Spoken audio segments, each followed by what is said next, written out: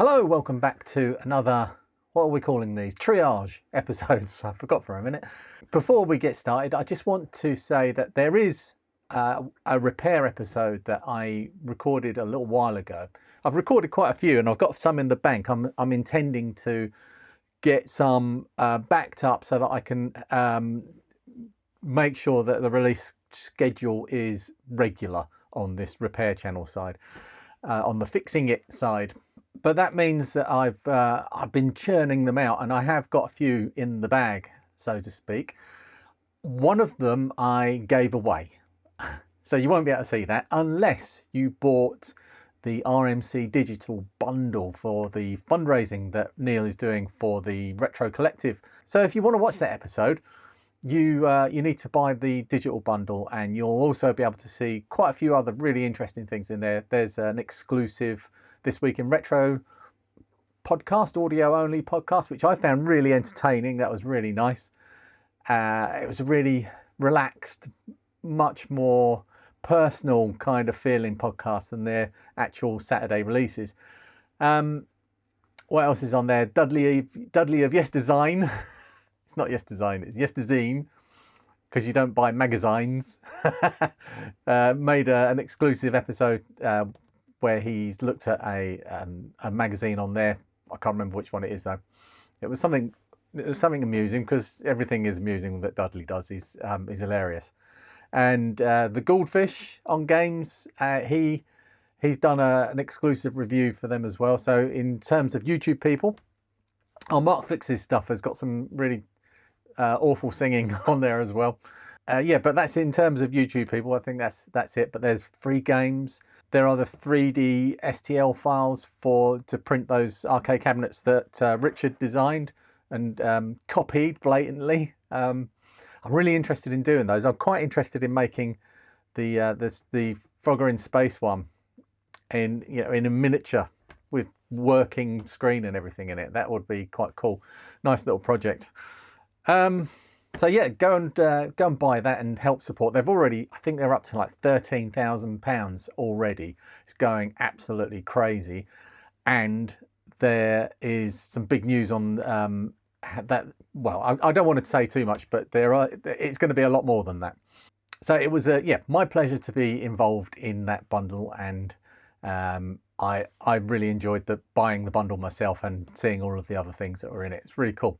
Right, so what we're doing today is the second part of the triage of all of the computers that Paul sent over. I've got in that box there 4 ZX Spectrums, and I've got my workbench set up here with some essential tools over here. I like 2 screwdrivers. I like this one for slightly bigger screws, and this iFixit one for slightly smaller screws. They seem to cover pretty much everything I need. I've got my blue tape and something to write on with it, and my silver Sharpie for marking off the broken chips, and a chip lifter. They all sit over here on my right hand side.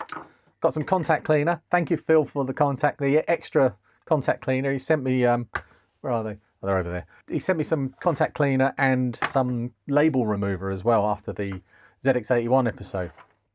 I've got my diagnostics cartridge from Byte Delight.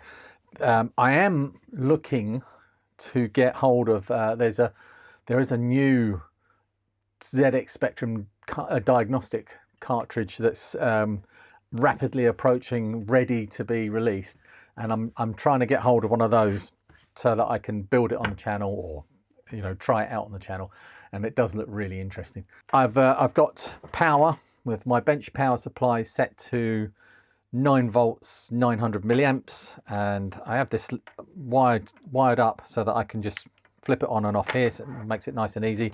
I've got video going to capture, but I've also got this one, which is the cable that Henry gave me. Henry from my the Retro Hardware Discord, or Right Hand Drive Discord.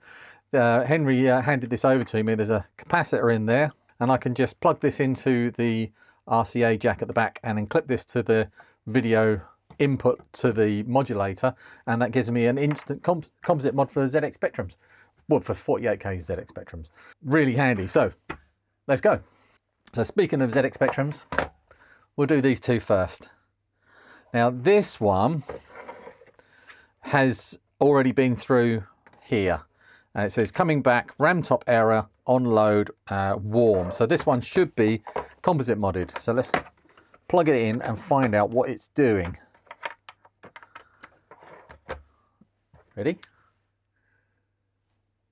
Nothing, because I haven't switched on the power supply. Let's try again. Oh, it's drawing. Oh, I also haven't switched on capture. There we go. Right, it's a horrible display. Horrible, horrible display. So that I think this is going to be an issue too, and it's going to need tuning. They just go out, you know, you adjust the variable resistors, but they atmospherics just change them. So there's not much I can do about that. It's just a really disgusting picture. This is passing the tests.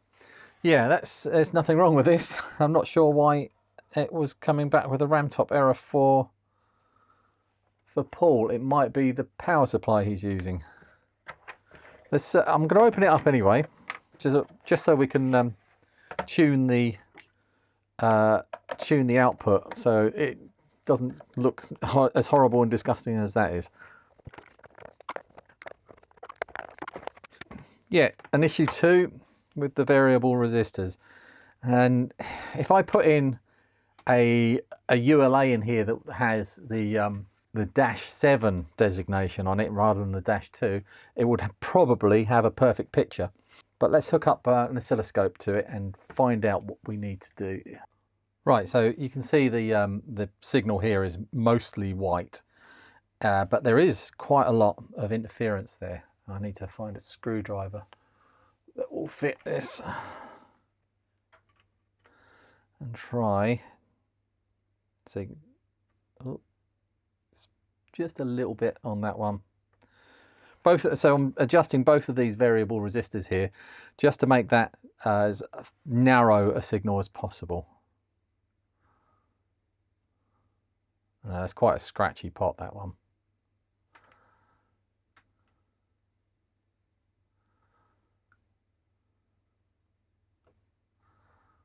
Oh, there we go. It's jumping up and down a bit there, but I've got a better picture. I'm going to go a bit further and see what happens. Yeah, it's gone out the other side. I'm going to give this one a wiggle backwards and forwards, just to try and get rid of any oxidization on the contacts. Yeah, that's as good as that's going to get. Well, there's not much else I can do here. This is one that's been repaired before. These 2 RAM chips here were replaced. I'll give it another run through on the diagnostics, just in case. But I don't know. It might be. It might be it might be that it's loading on audio wrong. Oh, that's gone horribly wrong again. Why is that? Look at this. And the picture is all over the place. I think this is the ULA. Could even be the ULA socket. Oh, this is an interesting one. Oh, it could be. It's not been recapped. That's what it is. Don't recap all of them. They don't all need it. I know some people think they do, but they don't. Most of them will run fine. So I will mark this one up as a recap. So I'm kind of reluctant because it's decent money for a set of capacitors for ZX Spectrum. They're these radial types. Sorry, they are these axial types, and they're not cheap. And it's, you know, half an hour of my time as well, and not that that costs anything, but I'd rather be spending it on, you know, my time on other things. But I will recap this one because I'm curious to see if it goes away. So that'll be a mini episode probably, but let's mark it up and move on to the next one. RAM tests. Good. Change caps. Let's have a look at this one. Flashy screen, black and white. So I will have to open this up so that I can connect the inline composite mod. I'm missing 2 screws. I reckon this one has been used with an interface 1. So like one of these. And then when these are connected, like this. You've got these screw holes here, and you get some extra long screws to go down through there to attach it. It's quite a neat system. But that means that when somebody put these screws away, and they've disconnected the interface 1 and just left those screws out. Quite often see that. 48K sticker's fallen off. I'll put that back on. Doesn't want to come apart. There we go. All right, we've got an issue 3. The membrane actually, this end might have gone because it's really sharply folded. We've got -6 ULA. These are very, very fragile. The ROM is not socketed, and neither is the CPU. Let's have a look on the other side of the board. Well, looking here, the only work that I can see done is TR4 and TR5 have been worked on. That is not, oh, I don't know, there might be, no, I'm pretty sure they've been worked on. But none of the memory or any of the other chips has been molested in any way. It's a bit grubby over here. Right, so what was the fault on this? Flashy screen, black and white. Are you ready? I'm watching the power supply. See what the current draw is. 635 milliamps. Ooh. Black border is not a good sign. I'll let diagnostics in. Nothing's running. I reckon this could be the ULA. Maybe it's the ULA, but we can try that really quickly. It says a ZX Spectrum that was donated by John Patmore that I'm using as a test, and this one is missing the interface 1 screws as well, and John did actually donate a load of interface 1s as well, so I've got those to look at some point. See, this issue 6A, not recapped, works fine. Let's actually test that first before I get ahead of myself. Yeah, perfect.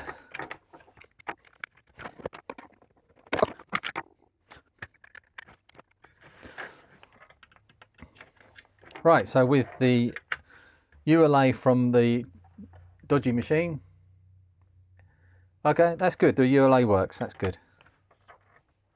Okay, so the next suspects are actually the caps and CPU, as well as the memory. There's a lot of suspects. Check in on the lower RAM.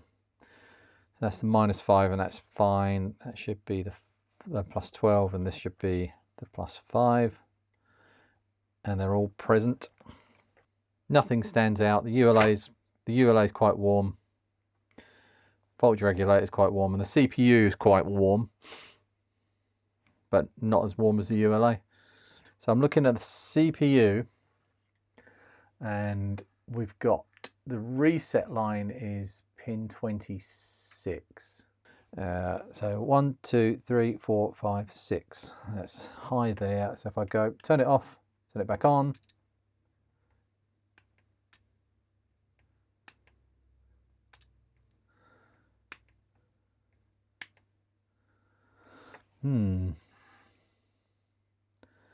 It does go immediately high. I wonder what happens if I ground. So there's nothing changing on the screen, but you can see on here as I reset it. I reckon this is another recap. Oh, this one's worth doing. I think I'm reluctant to fix the issue 2s because I don't see them as valuable as everything else after. There's issue 2s everywhere. They're a very common machine, and I prefer to work on the 3s and above, just because you remove that part of the circuit, the tuning the video part of the circuit. Okay, so the ULA, I can't reach the clock on the CPU because it's underneath this heat shield, but pin 32 of the ULA should have the clock on it. So 1, 2, 3, 4, 5, 6, 7, 10, 11, 12. Yeah, it's good. Yep, there's even weights in there as well. That is a good clock signal. Going to give that edge connector a clean. I don't think that's making very good contact with the diagnostic cartridge. It's quite a worn connector. You can see the copper in places. Some Dave juice. So the behaviour has changed. It's now making a horrible from the speaker, so I'm not sure what that's all about. Yeah, I'm going to say this one's probably the place to start with. This is caps and then go from there. But this could end up being a bit of work as well, because I'm going to end up taking out the CPU and the ROM, I think. But I'll put this in as recap me, and then we'll take it from there. But yeah, black border, I'm pretty sure I need a white border for the CPU to be working properly. So I think I might take out the CPU before anything else. Maybe caps. Oh, we've got a ZX81. It's missing its feet already, so it's easier to take apart. So let's get on with that.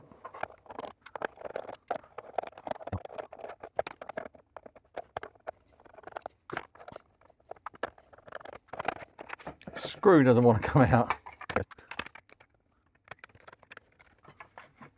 Right, carefully take the...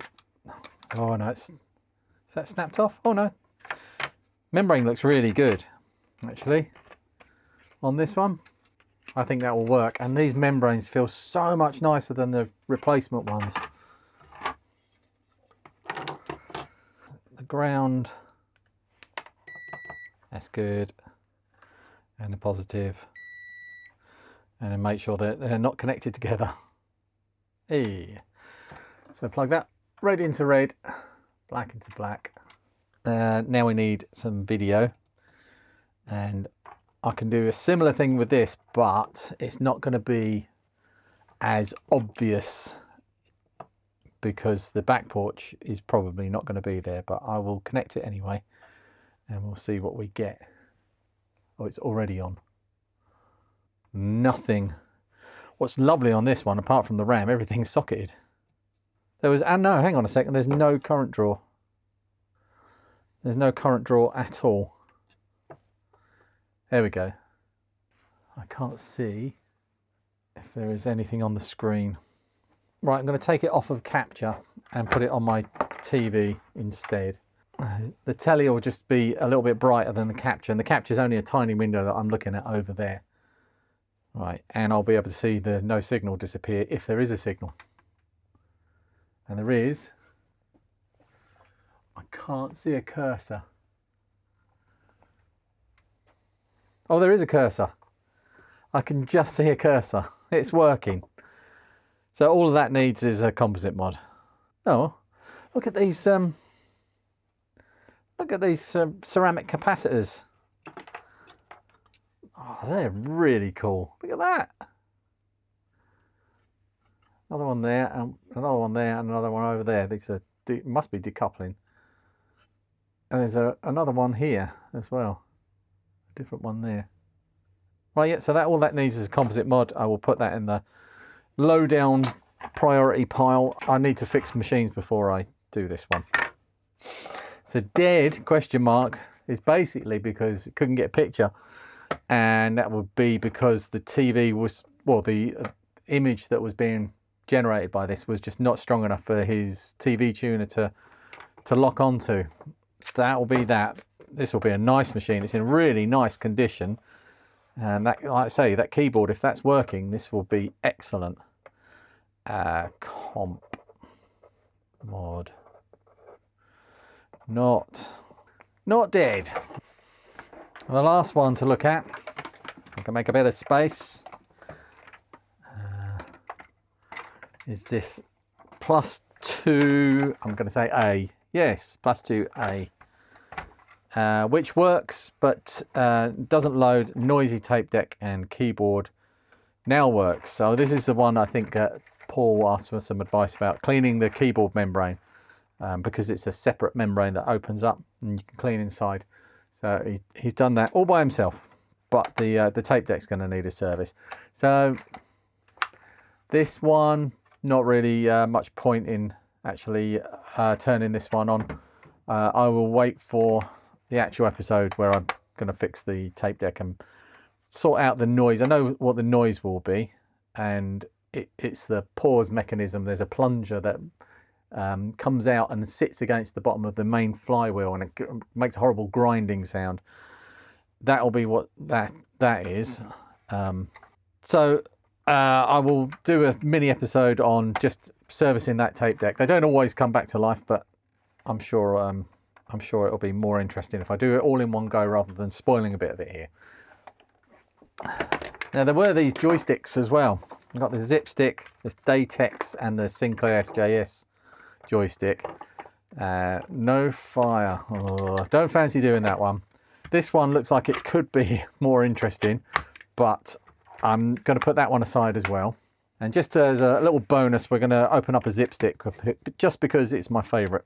This is my favourite 8-bit joystick.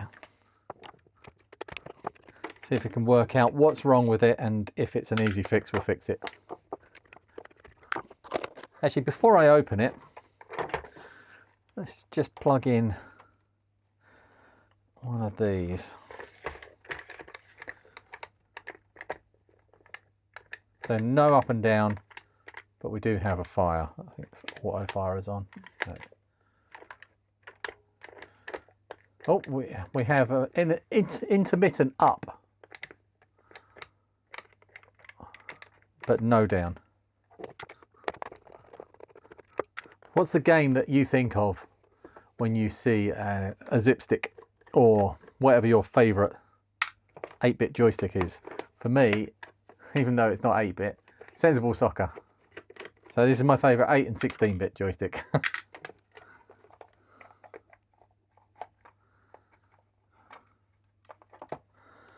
We've got a pinched cable on the fire side, here, where it's been put back together, and the cable's got pinched, and there's another one there as well. That has been soldered, and an attempt to fix the auto fire, but that's just the ground lead coming to there. The actual auto fire button goes to there, and that's the fire going onwards. I don't think that's broken. I can test that. So what was it? Up and down were dodgy. So let's try down, which is this one here. Looks like a very corroded connection on here.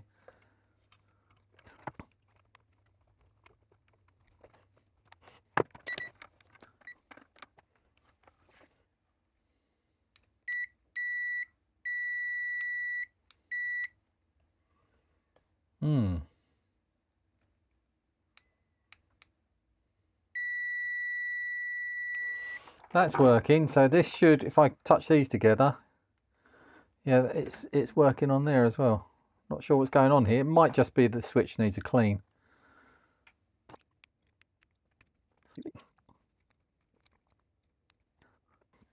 Bit of contact cleanup. A tiny bit of sandpaper.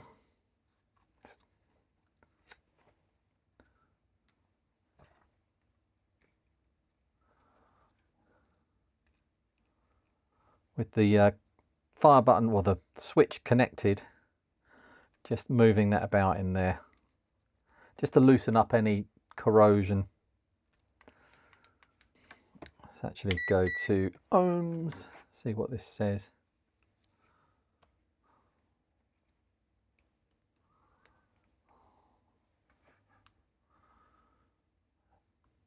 Yeah.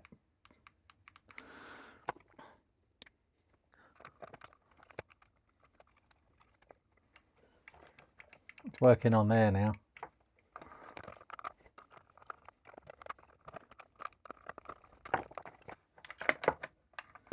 Nice strong signal. Yeah, up is still not working very well, so I'm going to have to get that one out as well, which means removing that. A little bit more awkward to work on because they've soldered the... Oh no, I should be able to do it. I don't know if they've soldered that connector onto the... Ooh, the whole ring's come out. Say that.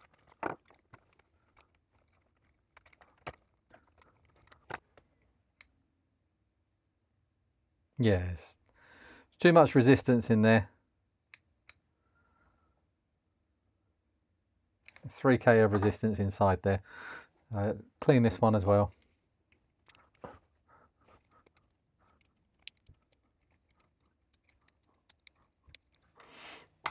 Same thing. Let's try that.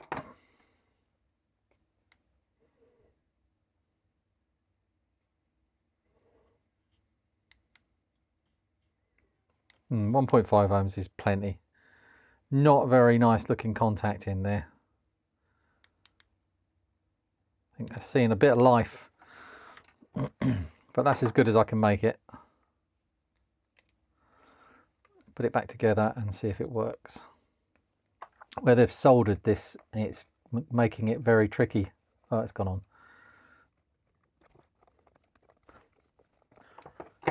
All right, now we've got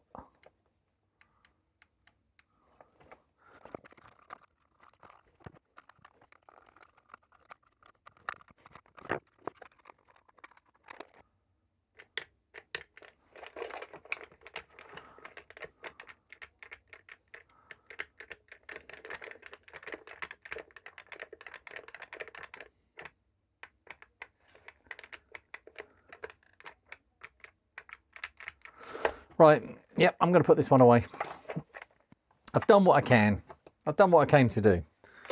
Okay, that's all we've got time for today. I hope you enjoyed the triage episodes. There aren't any more broken machines. There is one, and it's in a box over here, and it's a very, very, very...